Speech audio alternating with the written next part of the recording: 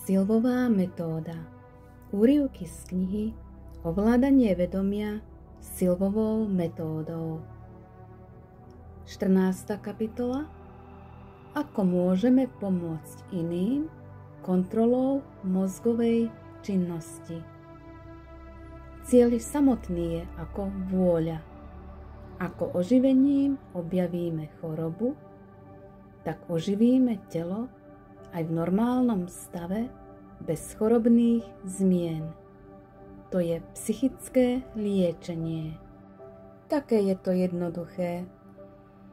Môžeš byť účinným psychickým liečiteľom aj pomocou svojej obrazovky v predstave, ktorú používaš na riešenie problémov.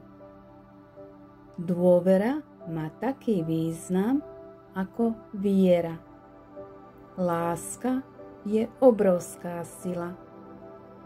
Nauč sa živo a s dôverou používať svoju obrazovku v predstave. V hlbokej meditácii má veľký účinok to, čo si hovoríš. Šťastný obraz na ľavej strane ako prítomná skutočnosť. Keď s presvedčením oživuješ v hladine alfa a téta, tak zapríčiňuješ. Tak oživ želaný výsledok, ako keby si ho už bol dosiahol, bola dosiahla. To sú zákony vesmíru. Tie fungujú prostredníctvom vytrvalosti svojich túžob, viery, čiže dôvery a nádeje.